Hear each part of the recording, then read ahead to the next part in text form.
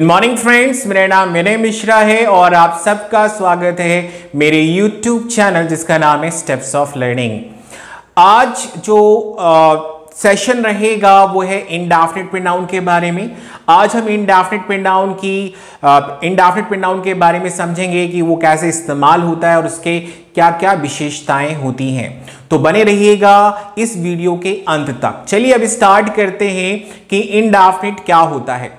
अगर हम इंडेफिनिट की बात करें तो इंडेफिनिट का मतलब होता है अनिश्चित। अब क्योंकि इसमें सर्वनाम जुड़ा है, प्रोनाउन जुड़ा है, तो अगर इसे समझा जाए तो इसे अनिश्चित सर्वनाम कहते हैं। अब अनिश्चित क्या होता है?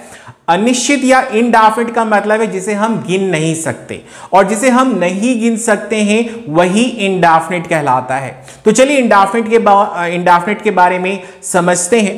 इसकी डेफिनेशन क्या होती है? तो इसकी डेफिनेशन के बारे में अगर बात की जाए तो ये कहता है it doesn't show number of person and things. ये कहता है कि ये व्यक्ति या वस्तु की संख्या को नहीं बताता। जैसे मैंने आपको पहले ही बताया कि इंडेफिनिट का मतलब है ऐसी संख्या जिसे हम ना बता सकें। अब इंडेफिनिट प्रोनाउन में आते कौन से हैं, कौन कौन से शब्द आते हैं? तो अगर इसे समझा जाए तो मैंने कहा कि भाई इंडेफिनिट प्रोनाउन को मैंने 3 पार्ट्स में बांटा है। Indefinite pronoun is divided into 3 parts. अब ये 3 पार्ट्स क्या है मैं आपको समझा देता हूं। जो पहला पार्ट है वो किसके लिए है? वो व्यक्तियों के लिए है ना। अगर देखा जाए तो हम पहले पार्ट में व्यक्तियों के बारे में समझेंगे। अगर दूसरा पार्ट अगर देखा जाए तो हमने क्या रखा है? दूसरा पार्ट जो हमने लिया है ये यहां पर 1 को लिया है। अभी जो 1 है वो एक यूनिवर्सल जेंडर के बारे में हमें बताएगा। और अगर तीसरे पार्ट में चला जाए तो तीसरा पार्ट किसको लेकर है? वो है थिंग्स को लेकर। तो जितने भी हमारे इंडेफिनिट प्रोनाउन है हमने उन्हें 3 पार्ट में बांटा है। एक है पर्सन, दूसरा है यूनिवर्सल जेंडर, और तीसरा है ऐसे इंडेफिनिट प्रोनाउन जो वस्तुओं के बारे में बताएंगे। चलिए अगर बात करा जाए कि इंडेफिनिट प्रोनाउन में कौन आता है, तो इंडेफिनिट प्रोनाउन में आते हैं somebody, everybody, anybody, nobody, someone, everyone, anyone and no one। ऐसे जो शब्द होंगे ये क्या किसके बारे में बताते हैं? ये बताते हैं व्यक्ति के बारे में। इसी तरह अगर देखा जाए तो यहां पर जो 1 बैठा है ये एक यूनिवर्सल है। मान लीजिए, अब यूनिवर्सल क्या होता है? यूनिवर्सल को समझते हैं। अगर मैं व्यक्ति या वस्तु विशेष की बात ना करूं, या मैं ऐसा सेंटेंस बोलना चाहता हूं जिसमें ना ही व्यक्ति को मैं लाना चाहता हूं और ना ही मैं वस्तु को लेकर बात कहना चाहता हूं, तो ऐसे सेंटेंस को बनाने के लिए मुझे किसकी जरूरत होगी? मुझे जरूरत होगी ऐसे वर्ड्स की जो यूनिवर्सल कहलाए या यूनिवर्सल जेंडर दर्शाए। तो 1 एक ऐसा इंडेफिनिट प्रोनाउन है जो मुझे क्या बताता है? एक यूनिवर्सल जेंडर बताता है। चलिए अब बात करते हैं तीसरे में जो आता है, जो इंडेफिनिट प्रोनाउन आते हैं वो किसके लिए आते हैं? वो वस्तु के लिए आते हैं। अब वस्तु में जो इंडेफिनिट प्रोनाउन आते हैं वो हैं कौन? तो इसमें आता है everything, something, anything and nothing. ये ऐसे इंडेफिनिट है जिनमें हम क्या देखते हैं? इसमें हमें किसके बारे में पता चलता है? वस्तु के बारे में पता चलता है। अगर इन तीनों पार्ट को अगर समझा जाए, या तीनों पार्ट हमसे क्या कहना चाहते हैं, तो ये कह रहे हैं they do not recognise the number of persons और they do not recognise number of things. जितने भी हमारे इंडेफिनिट प्रोनाउन होते हैं तो यहां पर लिखा गया all the indefinite pronoun work as a singular countable noun. हम ये मान के चलते हैं कि कम से कम इनकी संख्या 1 तो है। चलिए एग्जाम्पल के थ्रू समझते हैं।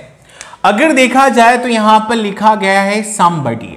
अब somebody किस में आता है? ये क्या डिनोट करता है? ये पर्सन्स के बारे में डिनोट कर रहा है। लेकिन अगर इनकी संख्या अगर देखी जाए तो इनकी संख्या कम से कम 1 तो है। और अगर ये सिंगुलर है तो हमने यहां पर इसके लिए हेल्पिंग वर्ब क्या इस्तेमाल की है? सिंगुलर इस्तेमाल की है। तो इससे ये प्रूव होता है कि जितने भी हमारे इंडेफिनिट प्रोनाउन हैं वो क्या कहलाएंगे? वो किस रूप में काम करेंगे? वो काम करेंगे एज ए सिंगुलर काउंटेबल। चलिए अब बात करते हैं दूसरे एग्जाम्पल में अगर देखा जाए तो यहां पर लिखा है दे वर कॉलिंग समबडी। अब अगर देखा जाए तो somebody यहां पर किस रूप में काम कर रहा है, यहां पर एज ए ऑब्जेक्ट के रूप में काम कर रहा है। अगर ये ऑब्जेक्ट के रूप में काम करेगा तो हमें ये नहीं सोचना पड़ेगा कि हम इसके लिए सब्जेक्ट प्लस वर्ब एग्रीमेंट कौन सा इस्तेमाल करें। हमेशा आपको ये याद रखना है कि जितने भी हमारे इंडेफिनिट प्रोनाउन है जब वो सब्जेक्ट के रूप में काम करें तो आप इन्हें क्या समझेंगे, ये किस रूप में काम करेंगे, ये सिंगुलर काउंटेबल प्रोनाउन के रूप में काम करेंगे। और इनके साथ हम हमेशा सब्जेक्ट प्लस वर्ब एग्रीमेंट कैसे इस्तेमाल करते हैं, सिंगुलर इस्तेमाल करते हैं। अब अगर मान लिया जाए कि भाई अगर मुझे इनके बारे में ये जानना है कि भाई इनके लिए मैं पजेसिव प्रोनाउन क्या इस्तेमाल करूं, रिफ्लेक्सिव प्रोनाउन क्या इस्तेमाल करूं, तो इसी को लेकर अगर हम देखें यहां पर लिखा गया when indefinite pronoun is used as a subject. जब हम इंडेफिनिट प्रोनाउन को सब्जेक्ट के रूप में इस्तेमाल करें तो हमें कुछ चीजें अपने दिमाग में हमेशा रखना चाहिए। अब वो क्या रखना चाहिए, चलिए समझते हैं। जैसे मैंने कहा कि जितने भी हमारे इंडेफिनिट प्रोनाउन हैं वो कैसे होते हैं, वो सभी किस रूप में काम कर रहे हैं, सिंगुलर काउंटेबल प्रोनाउन के रूप में काम करते हैं।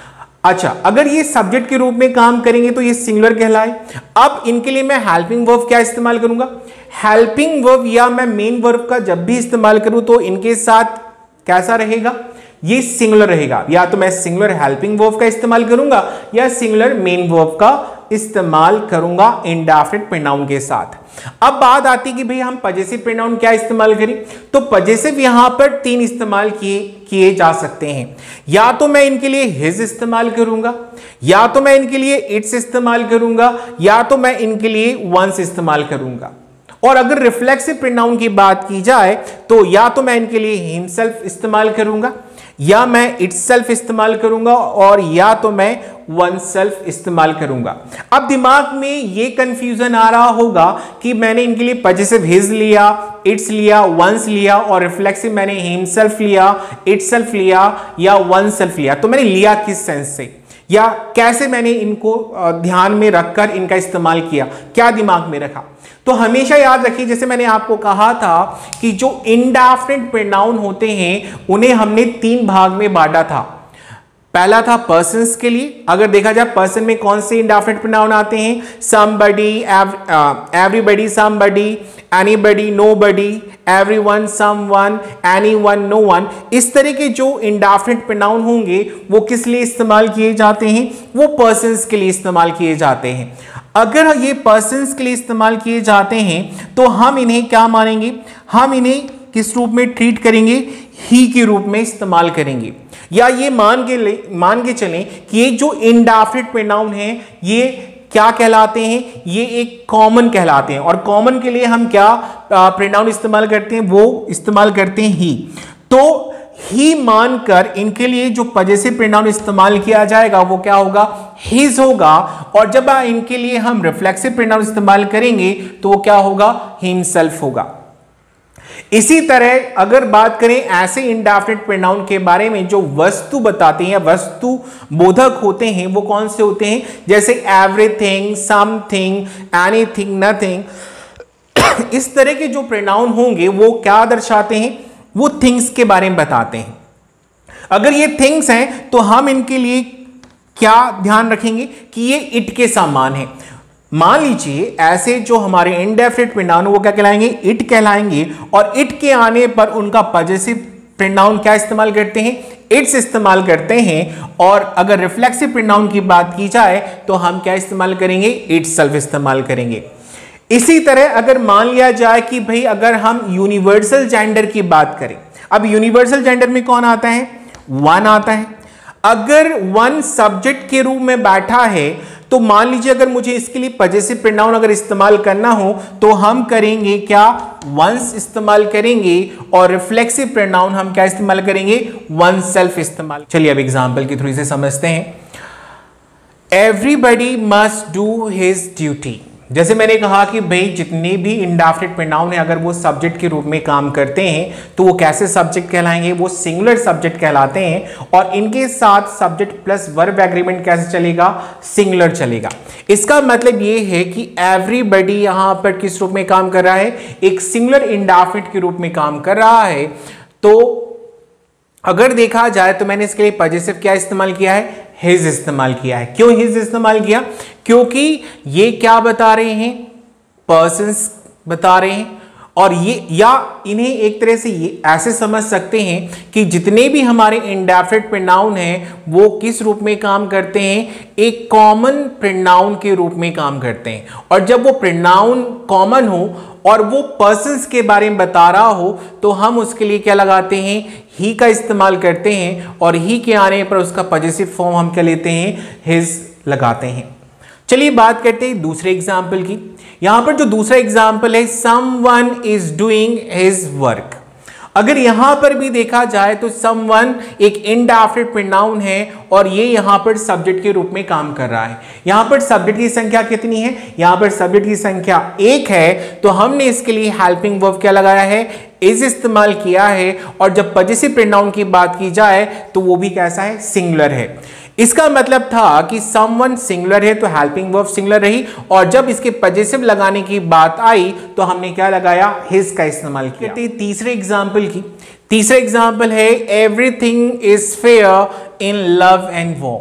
अगर यहां पर देखा जाए तो यहां पर एक इंडेफिनिट प्रोनाउन इस्तेमाल हुआ है और ये कैसा है, ये सिंगुलर है। और ये किसका बोध करा रहा है, ये एक वस्तु का बोध करा रहा है। इसलिए अगर देखा जाए ये एक सब्जेक्ट के रूप में है। कैसा सब्जेक्ट है, सिंगुलर सब्जेक्ट है। तो हमने इसके लिए क्या लगाया है, सिंगुलर हेल्पिंग वर्ब का इस्तेमाल किया है। अगर चौथे एग्जाम्पल को समझे, नथिंग इज इम्पॉसिबल। जैसे मैंने कहा कि यहां पर जो नथिंग है वो एक इंडेफिनिट प्रोनाउन है और वो कैसा है, सिंगुलर है। और हमने इसके लिए सिंगुलर हेल्पिंग वर्ब का इस्तेमाल किया है। तो इन एग्जाम्पलों से एक बात ये समझ में आता है कि जितने भी हमारे इंडेफिनिट प्रोनाउन हैं वो एक सिंगुलर प्रोनाउन के रूप में काम करते हैं। और जब इनके लिए सब्जेक्ट प्लस वर्ब एग्रीमेंट का इस्तेमाल किया जाए तो वो कैसा होना चाहिए, वो singular based subject plus verb agreement होना चाहिए। आई होप ये सेशन आपको समझ में आया होगा। ये सेशन आपको कैसा लगा कमेंट करके जरूर बताइएगा।